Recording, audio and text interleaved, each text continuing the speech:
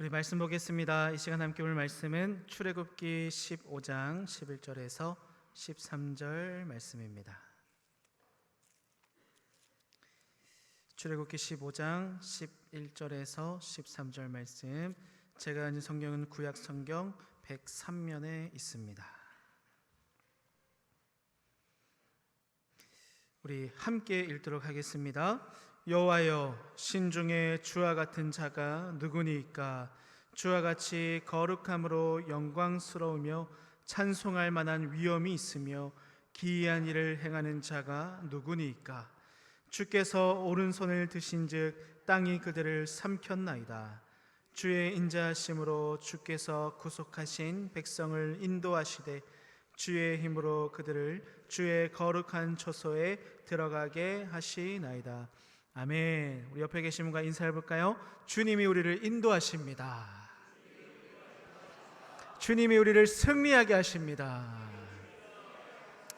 아멘. 주님이 우리의 삶을 인도하시고 우리를 승리하게 하시는 줄 믿습니다. 여러분이 요즘 가장 즐겨 듣는 찬양은 무엇입니까? 은혜와 위로가 되는 그 찬양. 여러분의 마음속에 깊이 남아 있어서 나도 모르게 흥얼거림으로 나오는 그 찬양은 무엇입니까? 이사를 하시거나 정해진 신방의 기간에 성도님들 댁으로 신방을 가면 꼭 묻는 것이 두 가지가 있습니다. 하나는 이 가정의 기도 제목이 무엇인지이고요, 또 하나는 이 가정이 가장 좋아하는 찬양이 무엇인지입니다. 그러면 다양한 찬송가를 알려주십니다. 301장 지금까지 지내온 것, 559장 사철의 봄바람이 불어있고, 288장 예수를 나의 구주로 삼고 등 찬송가를 부르면 생각하게 됩니다. 아, 이 가정이 바라는 신앙의 삶이 이런 것이구나. 아, 이 가정에 주신 하나님의 은혜가 이런 것이었구나. 이렇게 찬송가를 통해 드리는 찬양을 통해 은혜를 나누게 되는 것이죠. 오늘 저희가 함께 읽은 이 말씀인 출애굽기 15장에는 아주 오래된 찬송이 한 편 실려 있습니다. 모세는 출애굽 직후에 이 노래를, 이 찬양을 기록하게 되었는데요, 이스라엘 백성은 이 찬양을 통해서 언제든지 하나님의 구원의 진리를 기억하며 전수할 수 있었고, 언제든지 이 노래를 통해 하나님의 능력과 은혜를 회상할 수 있었습니다. 오늘 이 시간 이 모세 찬양을 통해 우리를 인도하시고 승리하게 하시며 구원하시는 주님의 영광을 다시 기억하고 떠올리며, 그로 인해 어려움의 순간에도 늘 하나님을 찬양하며 믿음으로 나아가는 우리의 모든 삶이 되길 예수님의 이름으로 축복합니다. 그렇다면 모세는 이 찬양으로 어떠한 하나님의 은혜를 노래하고 있을까요? 첫 번째는 하나님은 우리를 가장 선한 길로 인도하신다는 것입니다. 출애굽기 13장 17절입니다. 같이 읽을까요? 바로가 백성을 보낸 후에 블레셋 사람의 땅의 길은 가까울지라도 하나님이 그들을 그 길로 인도하지 아니하셨으니 이는 하나님이 말씀하시기를 이 백성이 전쟁을 하게 되면 마음을 돌이켜 애굽으로 돌아갈까 하셨습니다. 아멘. 이스라엘은 출애굽할 때 그들이 가려고 했던 가나안 땅으로 가기 위해서 이 바닷가의 길을 따라 직진의 길로 출애굽하지 않습니다. 그들이 출발했던 람셋에서 이 광야를 지나 블레셋 땅을 통과하면 가나안 땅에 도착하게 되는데요, 이렇게 직진하면 2주도 안 돼서 도착할 수가 있었습니다. 그런데 중요한 것은 그 길이 빠른 길이지만 최선의 길은 아니었다는 것이죠. 애굽은 블레셋과 맞붙어 있는 이 지중해 해안선을 따라서 곳곳에 군사들을 배치해 두었습니다. 적들이 포진해 있는 이 나라가 맞물려 있는 최전방의 전선, 가장 날카롭게 군기가 살아있고 뛰어난 병력들이 배치되어 있는 이 길에서 과연 이스라엘 백성들이 싸울 수 있었을까요? 또한 하나님은 이스라엘 백성들의 마음을 너무 잘 알고 있었습니다. 오늘 금방 읽은 17절 말씀은 이 백성이 전쟁을 하면 마음을 돌이켜서 애굽으로 돌아갈까라고 말씀하시죠. 즉 하나님은 그들이 고난의 조짐이 보이면 언제든지 바로에게로 돌아갈 생각을 한다는 것을 알고 계셨습니다. 그러니 어떻게 하십니까? 출애굽기 13장 18절입니다. 그러므로 하나님이 홍해의 광야길로 돌려 백성을 인도하시매. 이스라엘 백성은 수가 많았습니다. 애굽은 이들이 들고 일어나면 어떨까? 들고 일어나서 전쟁을 벌이고 자신들 대적할까 두려워서 그들 위해 감독을 세우고 힘든 고된 노역을 통해서 그들을 다스렸습니다.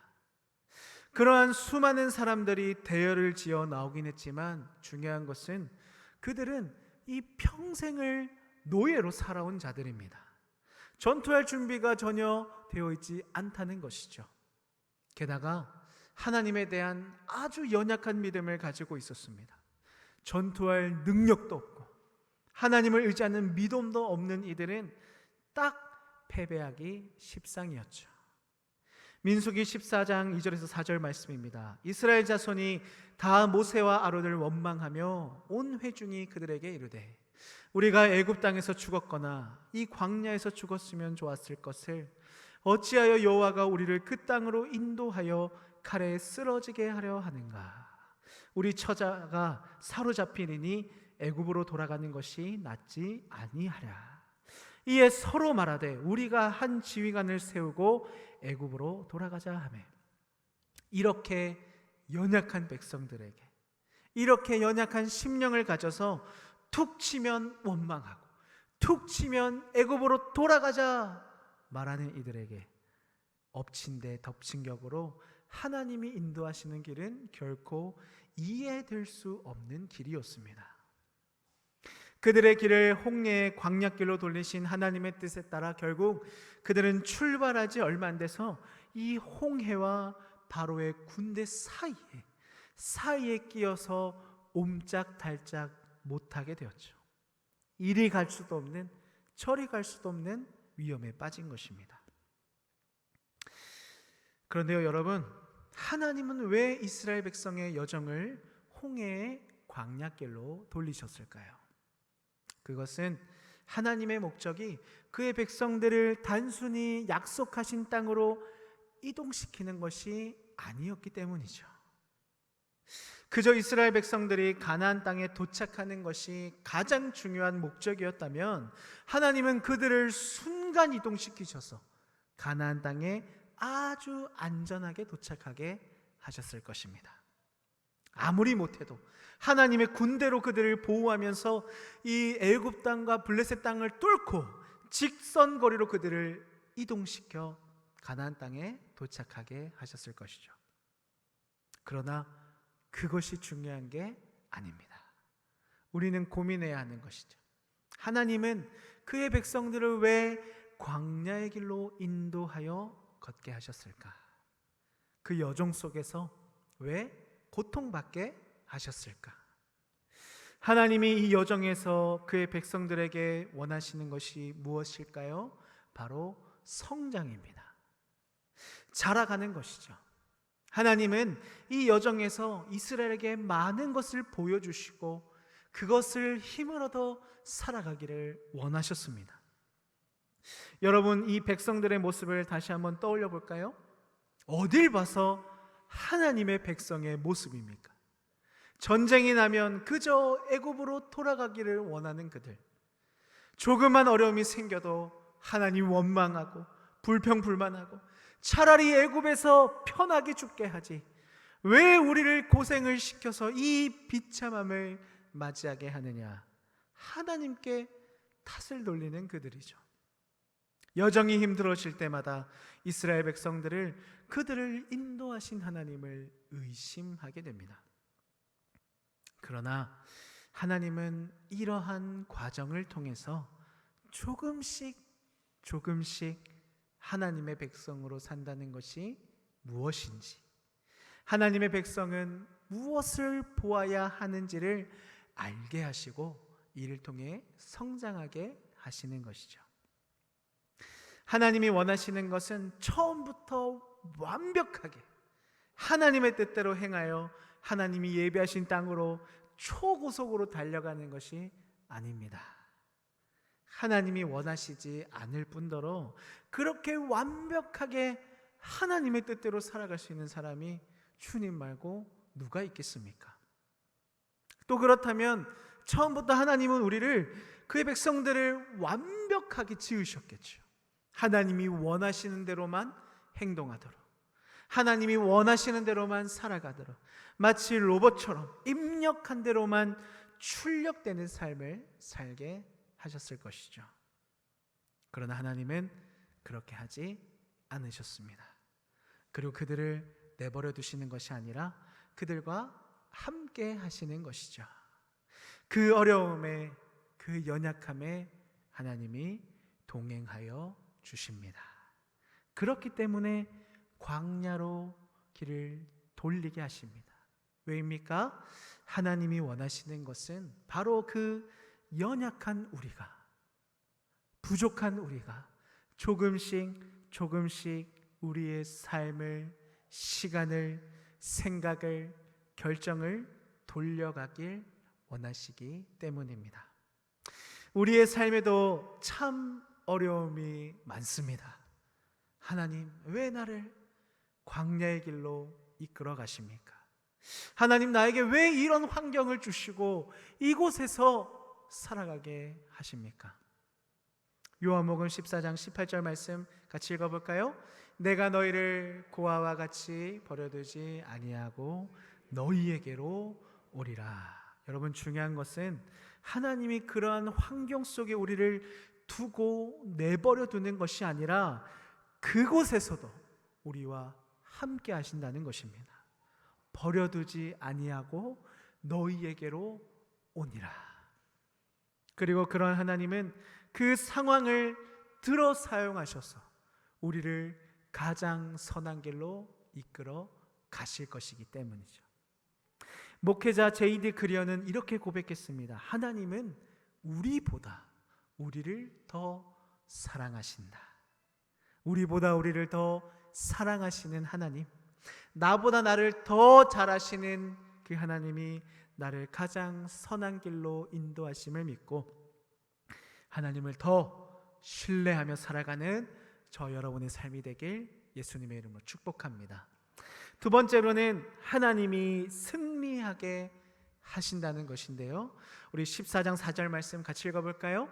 내가 바로의 마음을 완악하게 한즉 바로가 그들의 뒤를 따르리니 내가 그와 그의 온 군대로 말미암아 영광을 얻어 애굽 사람들이 나를 여호와인 줄 알게 하리라 하시매 무리가 그대로 행하니라.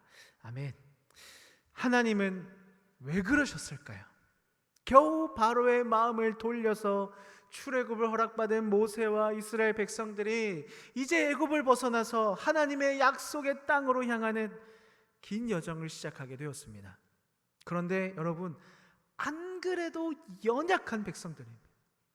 툭 치면 원망하고 툭 치면 애굽으로 돌아가고자 하는 그들에게 아주 긴 시간을 노예로 살아와서 조금의 어려움에도 의지가 꺾여버리는 그들에게 그냥 가도 될까 말까 한데 하나님의 바로의 마음을 어떻게 해요? 완악하게 하십니다. 바로가 다시 힘을 내서 이스라엘 백성들의 뒤를 쫓아가도록 하나님이 들쑤신 것이죠. 하나님은 왜 이스라엘을 다시 위기로 몰아가게 하신 것일까요? 그 이유가 금방 읽은 4절에 이어서 등장합니다. 내가 그와 그의 온 군대로 말미암아 영광을 얻어 애굽 사람들이 나를 여호와인 줄 알게 하리라.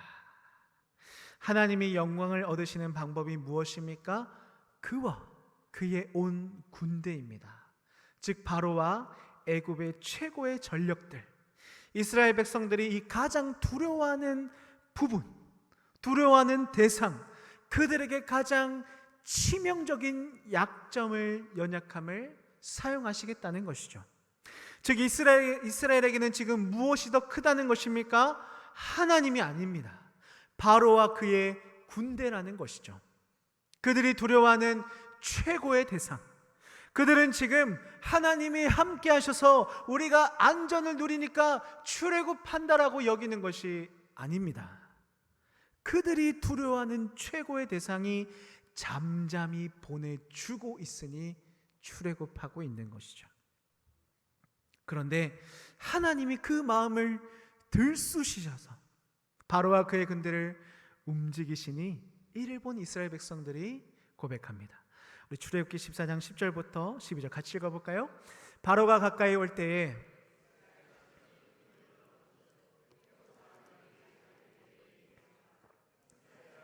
심히 두려워하여 여호와께 부르짖고 그들이 또 모세에게 이르되 애굽에 매장지가 없어서 당신이 우리를 이끌어내어 이 광야에서 죽게 하느냐?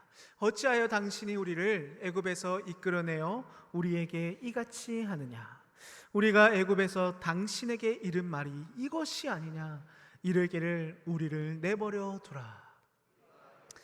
섬길 것이라 하지 아니하더냐?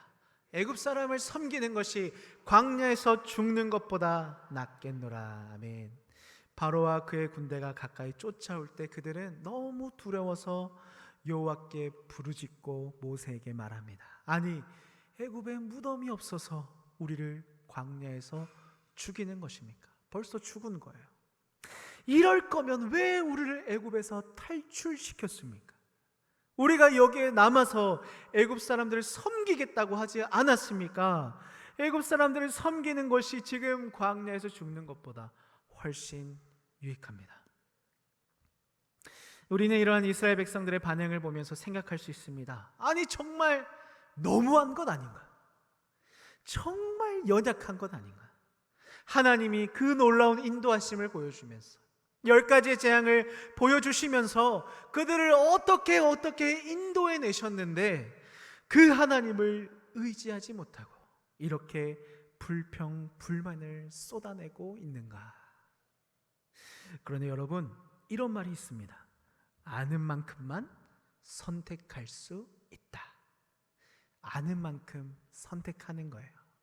잘못된 일이고 너무한 반응이고 하나님을 의지하지 못하는 연약함이지만 그것은 그들이 그만큼만 알고 그만큼만 선택할 수 있었기 때문이죠. 이스라엘 백성들이 선택할 수 있는 것이 이것뿐인 것, 그만큼 그들이 연약한 존재라는 것입니다. 출애굽기 14장 1절에서 3절입니다. 여호와께서 모세에게 말씀하여 이르시되 이스라엘 자손에게 명령하여 돌이켜 바다와 믹돌 사이에 비하히롯 앞 곧 바알스본 맞은편 바닷가에 장막을 치게 하라. 바로가 이스라엘 자손에 대하여 말하기를 그들이 그 땅에서 멀리 떠나 광야에 갇힌 바 되었다 하리라. 사실 이스라엘 백성들의 이런 반응이 이해가 되기도 합니다.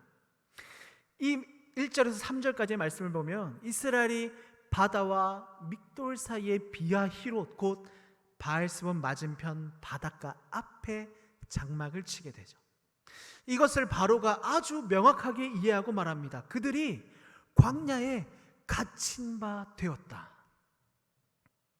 하나님이 하시는 것만 아니라면, 하나님의 말씀만 아니면 이것은 사실 말도 안 되는 방법인 것이죠. 그냥 죽겠다는 것입니다.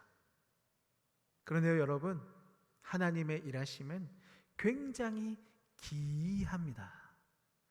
아브라함과 사라가 자녀를 가지게 된 방법도, 기도원을 통해 300명의 용사만을 남기신 것 등등 우리가 이해할 수 없는 방법을 통해, 세상이 이해할 수 없는 방법을 통해 하나님은 일하시고 역사를 이루어 가시는 것이죠. 이렇게 이해할 수 없는 방법이 어디까지 가게 됩니까? 그 십자가까지 가게 되는 것이죠. 바로가 끈질기게 이스라엘을 뒤쫓습니다. 바로는 자기가 좋은 전략을 펼치고 좋은 선택을 했다라고 생각하지만 사실 그것조차 하나님의 계획대로 흘러가고 있는 것이죠. 바로는 이스라엘을 추격할 때 아마 가장 좋은 전략을 구사했을 것입니다. 최고의 무기들, 최고의 전차를 타고 이스라엘이 다시 애굽의 노예로 전락하게 될 것을 기대하면서 그는 그 뒤를 쫓게 됩니다. 이스라엘 백성은 애굽 사람들을 보고 두려워합니다. 왜입니까? 그들이 몇백 년 동안 봐왔던 그들의 힘, 무기, 실제적인 전략, 최고의 군사들을 보았기 때문이죠. 그런데요, 그들이 맞이한 더 큰 위기는 그런 자들이 쫓아온다는 것이 아닙니다. 그들을 이곳으로 인도하신 분이 하나님이심을 잊어버리게 되었다는 것이죠. 우리의 삶의 문제가 위기가 아니라 그 문제가 하나님을 가리우는 것이 가장 큰 위기인 줄 믿습니다. 이스라엘은 다시 불평하기 시작합니다. 그리고 모세가 겁에 질려 불평해대는 백성들에게 말하죠. 우리 13절 14절 같이 한번 읽어볼까요? 모세가 백성에게 이르되 너희는 두려워하지 말고 가만히 있어서 여호와께서 오늘 너희를 위하여 행하시는 구원을 보라. 너희가 오늘 본 애굽 사람을 영원히 다시 보지 아니하리라.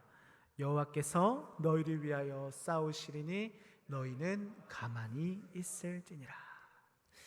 이스라엘 입장에서 얼마나 속이 터졌겠습니까? 이런 상황에 가만히 있으라니요. 그런데 그 이유가 무엇입니까? 여호와께서 우리를 위하여 싸우신다는 것입니다. 이것이 하나님의 일하심이고 이것이 승리를 누리게 하시는 하나님의 뜻인 것이죠. 그리고 앞으로 이 백성들이 수없이 바라보고 신뢰해야 할, 그리고 살아내야 할 하나님의 귀한 계획입니다. 두려워하지 말라. 전쟁은 너의 몫이 아니다. 가만히 서서 하나님의 구원을 보라. 그 상황을 피해서가 아닙니다. 안전함과 평온 속에서가 아니죠. 하나님은 우리가 갇힌 바 되었다, 우리가 다 죽게 되었다 외칠 수밖에 없는 그곳에서 승리하게 하시고 그의 영광을 나타내신 분이심을 꼭 기억하시기 바랍니다. 삶의 모든 어려움 속에서 하나님의 일하심과 승리를 누리는 저와 여러분이 되길 예수님의 이름으로 축복합니다. 마지막으로 하나님이 우리를 구원하신다라는 것인데요, 21절부터 23절 말씀입니다. 모세가 바다 위로 손을 내밀매 여호와께서 큰 동풍이 밤새도록 바닷물을 물러가게 하시니 물이 갈라져 바다가 마른 땅이 된지라. 이스라엘 자손이 바다 가운데를 육지로 걸어가고 물은 그들의 좌우에 벽이 되니 애굽 사람들과 바로의 말들, 병거들과 그 마병들이 다 그들의 뒤를 추격하여 바다 가운데로 들어오는지라. 아멘. 하나님은 이 바다의 기적을 통해서 자기 백성을 애굽에서 건지셨고 물로 애굽 사람들을 심판하십니다. 하나님의 구원이 바다가 갈라짐으로 분명하게 드러난 것이죠. 그 결과 이스라엘 백성은 안전한 곳까지 이동할 수 있었습니다. 물이 물러나서 벽을 세우게 됩니다. 애국 군대가 이스라엘 백성을 추격해 올 때 하나님은 불기둥과 구름기둥으로 애국 군대를 보시고 어지럽게 하시며 그들을 충격에 빠뜨립니다. 결국 그 정교한 바퀴를 벗겨서 달리게 하시고 달아나야 하는 곳에서 달아날 수 없게 하셨습니다. 이스라엘 백성들이 바다를 건너자 모세는 지팡이를 뻗어서 물이 애굽 사람들과 병거를 덮게 합니다. 물이 다시 흘러서 땅을 덮고 애굽 사람들을 전부 삼켜버립니다. 애굽은 완전히 패배하게 되고 이스라엘은 그곳에서 하나님의 구원을 보게 됩니다. 결국 하나님의 뜻을 어기고 회개할 줄 몰랐던 자들은 끔찍한 최후를 맞이합니다. 심판의 물로 다 죽임을 당하지만 믿는 자들은 심판의 물로 구원을 받은 것이죠. 여러분, 이것이 은혜 아닙니까? 이스라엘 백성들이 대적들에게서 물의 심판에서 살아남은 이유가 무엇입니까? 그들의 강함 때문입니까? 그들의 능력 때문입니까? 그런 거 하나도 없습니다. 어디에 그들의 능력이 들어가 있습니까? 하나님의 은혜로 살아난 것이죠. 31절 말씀 같이 한번 읽어볼까요? 이스라엘이 여호와께서 애굽 사람들에게 행하신 그 큰 능력을 보았으므로 백성이 여호와를 경외하며 여호와와 그의 종 모세를 믿었더라. 아멘. 결과적으로 하나님의 백성이 주를 믿게 되었고 기꺼이 주님과 그분의 대변자인 모세를 신뢰하게 됩니다. 중요한 것은 우리가 살아났다가 아닙니다. 하나님은 어떠한 어려움 속에서도 우리를, 그의 백성을 구원하실 수 있다는 확신을 갖게 된 것이죠. 이스라엘에게 중요한 것은 믿음이 구원을 받게 한다는 것입니다. 하나님을 믿는 믿음이 어떻게 영원한 유익을 얻게 되는지 하나님이 보여주셨다는데 중요한 의미가 있는 것이죠. 모세가 이스라엘 백성을 심판의 바닷물을 지나서 건너편으로 이끌었던 것처럼 예수 그리스도 안에 있는 사람들은 그분의 죽으심과 전능하신 부활을 통해서 사망의 바닷물을 지나 안전한 건너편으로 건너가게 되는 것이죠. 이처럼 구원은 내가 아니라 하나님께 달려 있는 것입니다. 그러니 출애굽기 15장에서 하나님의 백성이 노래하는 것이죠. 우리 같이 한번 읽어볼까요? 11절입니다. 여호와여, 신중에 주와 같은 자가 누구니까? 주와 같이 거룩함으로 영광스러우며 찬송할 만한 위엄이 있으며 기이한 일을 행하는 자가 누구니까? 아멘. 사랑하는 성도 여러분, 우리를 선한 길로 인도하시는 분이 누구입니까?